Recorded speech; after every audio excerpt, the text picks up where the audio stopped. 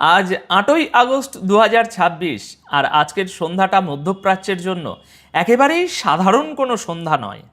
ইয়েমেনে নূতন করে একটা ভয়ঙ্কর লড়াই শুরু হয়ে গেছে, আর সেখানে এবার মৃত্যু নেমে আসছে আকাশ থেকে ড্রোনের মাধ্যমে।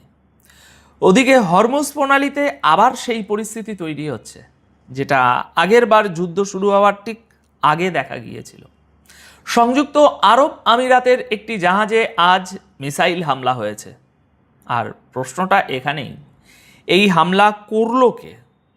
তার সঙ্গে সৌদি আরব, তুরস্ক আর পাকিস্তানের নতুন প্রতিরক্ষা চুক্তির পর ইরানের প্রেসিডেন্ট মাসুদ পেজিশিয়ান আজ একটা বড় বিবৃতি দিয়েছেন। তিনি এই তিন দেশকে কি বার্তা দিলেন, আর আমেরিকা ও ইসরায়েলের জন্য কি সতর্ক বার্তা রেখে দিলেন, সেটাও এখন আমরা বুঝে নেব। আর শেষে দেখব এই চুক্তি নিয়ে তুরস্ককে হঠাৎ কেন সাফাই দিতে হলো, আর ন্যাটোর ভিতরে এরদোয়ান সত্যিই কোনো অস্বস্তিতে পড়তে পারেন কিনা। তাহলে চলুন শুরু করা যাক ইয়েমেন দিয়ে। ইয়েমেনের ভিতরে হুতিদের ঘাঁটিগুলোর উপর বড় ধরনের ড্রোন হামলা চালানো হয়েছে। আন্তর্জাতিকভাবে স্বীকৃত ইয়েমেন সরকারের বাহিনী হুতিদের অবস্থান আর তাদের গাড়িগুলোকে নিশানা করেছে ড্রোন আর মোটর দিয়ে।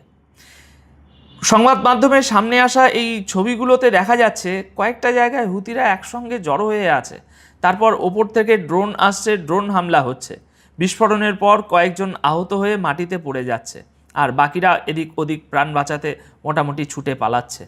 আবার হুতিদের হামলার পরেও ঠিক একই রকম দৃশ্য অন্য পক্ষেও দেখা গেছে, মানে মানুষ ছুটে পালাচ্ছে। আর কয়েকটা ফুটেজে তাদের কমান্ড পোস্ট, অর্থাৎ যেখান থেকে যুদ্ধের নির্দেশ দেওয়া হয়, সেটাকেও উড়িয়ে দিতে দেখা যাচ্ছে ভিডিওতে। সুতরাং হামলার তীব্রতা বাড়ছে। আজ ৮ই আগস্টেও হামলা চলছে। ইয়েমনি সরকারি বাহিনীর মুখপাত্র কর্নেল মাজিদ আল নেজাইলি তিনি বলেছেন, হুতিদের হামলার জবাবে একাধিক ফ্রন্টে পাল্টা অভিযান শুরু করা হয়েছে। তিনি আরও একটা কথা বলেছেন, যেটা খুব গুরুত্বপূর্ণ। তার বক্তব্য অনুযায়ী হুতিরা যদি কোনো একটি সেক্টরে হামলা করে, তাহলে সেটাকে গোটা দেশে সরকারি বাহিনীর উপর হামলা বলে ধরা হবে এবং তার জবাবও দেওয়া হবে সমান কঠোরভাবে। আর এই লড়াইয়ে এখন সবচেয়ে বড় ফ্যাক্টর হয়ে দাঁড়িয়েছে ড্রোন। সরকারি বাহিনীর হাতে এমন ড্রোন আছে যেগুলো আকাশে ঘুরতে ঘুরতে গোটা এলাকার উপর নজর রাখতে পারে, লক্ষ্যবস্তুকে অনুসরণ করতে পারে, আর ঠিক সময় বুঝে টার্গেটে হামলা চালাতে পারে। মানে ইয়েমেনের এই যুদ্ধ আর শুধু মাটিতে সীমাবদ্ধ নেই। ড্রোন এই যুদ্ধকে সম্পূর্ণ নূতন আর একটা অনেক বেশি ভয়ঙ্কর মোড়ে নিয়ে গিয়েছে। এবার আসা যাক আজকের সবচেয়ে তাজা খবরে। সমুদ্রে আবার একবার সংযুক্ত আরব আমিরাতের একটি জাহাজকে মিসাইল দিয়ে নিশানা করা হয়েছে, আর এই হামলাটা হয়েছে হরমুজ প্রণালীতে, যেখানে একদিকে ইরানের নিয়ন্ত্রণ আর অন্যদিকে আমেরিকা নাকাবন্দি করে বসে আছে। আর এই খবরটা সামনে এসেছে আজ ৮ই আগস্ট বিকেল মোটামুটি 4টের পর।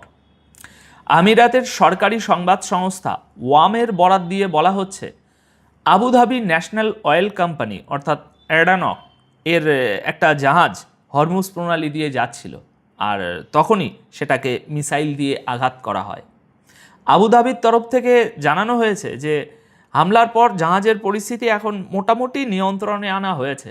আর একটা ভালো খবর হলো যে এই হামলায় এখনও কারো মৃত্যুর কোনো খবর, হতাহতের খবর নেই, এটা ভালো খবর। কিন্তু হরমুজে আবার বাণিজ্যিক জাহাজে নিশানা করা হয়েছে, এই একটা ঘটনাই গোটা অঞ্চলের সামুদ্রিক নিরাপত্তা নিয়ে দুশ্চিন্তা এখন অনেকটাই বাড়িয়ে দিয়েছে।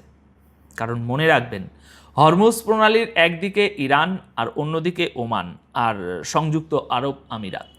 আর এখানেই একটা পুরনো ধরন লক্ষ্য করার মতো। এর আগেও দেখা গেছে, প্রথমে সমুদ্রে জাহাজের উপর এই ধরনের হামলা হয়েছে, আর তার পরের রাতেই ইরানের উপর বোমাবর্ষণ শুরু হয়ে গেছে।